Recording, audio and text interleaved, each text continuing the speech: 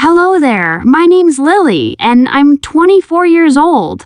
I grew up in the heart of California, where the sky is nearly always a brilliant blue. The sun seems to shine just a little brighter, and the air is filled with the scent of fresh eucalyptus and ocean breeze. As much as I love the beauty of California, there's one thing that has always meant more to me than any of its sunny days or palm trees, and that's my family. And every year, without fail, we have our family picnic, a tradition that goes back generations. It's not just a day in the park for me. It's a day filled with memories, laughter, love, and even a few bittersweet moments. It's a day that reminds me of everything that matters, the people we love, the stories we share, and the connections that bind us together no matter where life takes us. I want to take you on a journey through my life, through a memory that has shaped who I am today, the story of our family picnic. It's a simple tradition, really. The kind of thing you might take for granted when you're younger, but the older you get, the more you realize how important it is. So let's rewind to when I was a little girl, growing up in a small, tight-knit community in California. It was a place where everyone knew each other's name, where neighbors were like family, and where every summer seemed to stretch on forever. As the middle child, I always felt a bit like I had to carve my own space in the family. My older brother, Alex, was the athlete, everyone's favorite soccer player, and the one who could always make us laugh with his goofy antics. My younger sister, Emma, was the dreamer. She could always be found with her nose buried in a book, lost in her own world of adventure. And then there was me, somewhere in between. Not quite as outgoing as Alex, but not as quiet as Emma either. I guess you could say I was the observer. I was the one who liked to watch things unfold, taking everything in and figuring out my place. But when it came time for the family picnic, something magical happened. I wasn't just the middle child, I was a part of something much bigger. I remember the first family picnic that stands out in my mind. I was about 10 years old, and it was the year I truly understood the significance of the picnic. It wasn't just about the food, the games, or the perfect California weather. It was about family.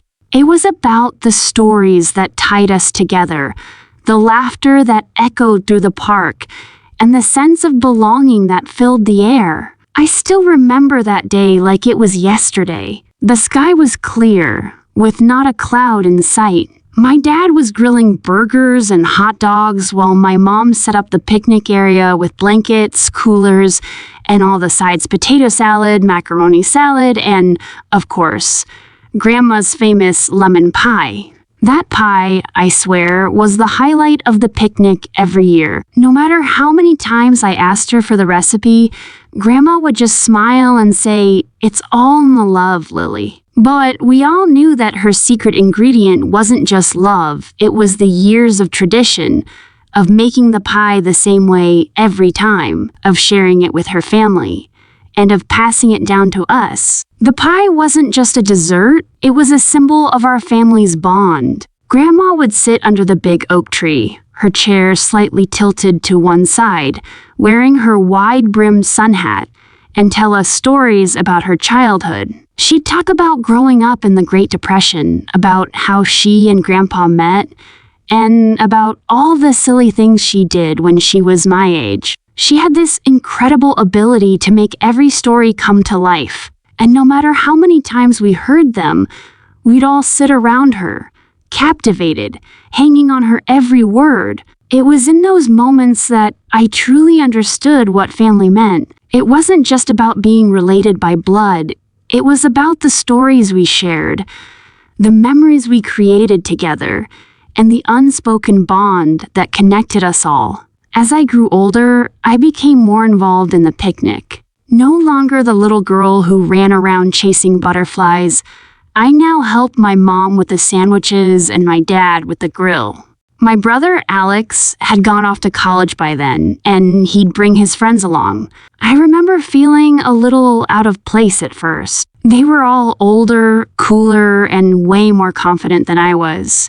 But after a few awkward moments, Alex's friends made me feel included. We'd play volleyball, toss a frisbee around, and even have a water balloon fight. I still remember the time I got drenched within seconds of the fight starting. Alex had sneakily tossed a water balloon at me from behind a tree, and I didn't even see it coming. We all burst out laughing, and I realized that it didn't matter how old you were.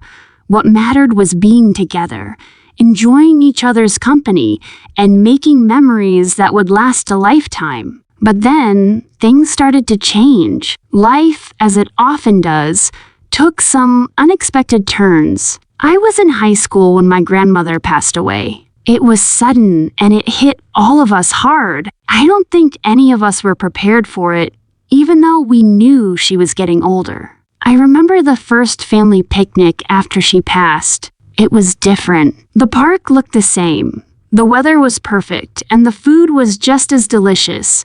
But there was an emptiness that couldn't be filled. We didn't know how to start the day. How could we have a picnic without Grandma? It didn't feel right.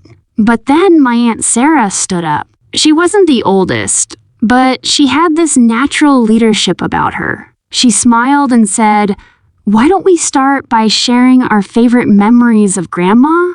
And so, one by one, we went around the picnic table, each of us sharing a story about Grandma. Some were funny, some were sweet, and some were just simple moments that had stuck with us over the years. As we shared, I realized something. I had been taking Grandma's stories for granted. She had been the glue that held our family together, the one who made the picnic so special. But even though she was no longer with us, her spirit was still there in the stories we told, in the laughter that echoed through the park, and in the memories we carried with us. That picnic was a turning point for me. I realized that the family picnic wasn't just about the food or the games, it was about the connection we shared, the love we had for each other, and the traditions that kept us grounded. It wasn't easy to fill the void left by Grandma's passing, but we did it. We kept the tradition alive, and every year, we continued to tell her stories, laugh at her jokes, and keep her memory alive in the only way we knew how. Since then, I've taken it upon myself to organize the picnic. It's not always easy. Life has a way of pulling us in different directions, and we all get busier as we get older. But every year, I make sure that we gather in that same park under that same oak tree and share the same traditions. I make Grandma's lemon pie, even though it's never quite as good as hers. I laugh at the same old jokes, even though I've heard them a million times, and I tell the same stories, knowing that they'll be passed down to the next generation. And when I look around the picnic table now, I see my younger cousins, just like I was all those years ago, sitting wide-eyed and listening to the stories of our family. I see my brother, Alex, bringing his friends, and I see my little sister, Emma, now grown up, sharing her own memories. The picnic may have changed over the years, but the love, the laughter, and the bond we share as a family have only grown stronger. So here's to the picnics, the stories, the lemon pies, and the family that keeps us grounded. The picnic is more than just a day in the park. It's a reminder that no matter where life takes us, the bonds we share will always bring us back home.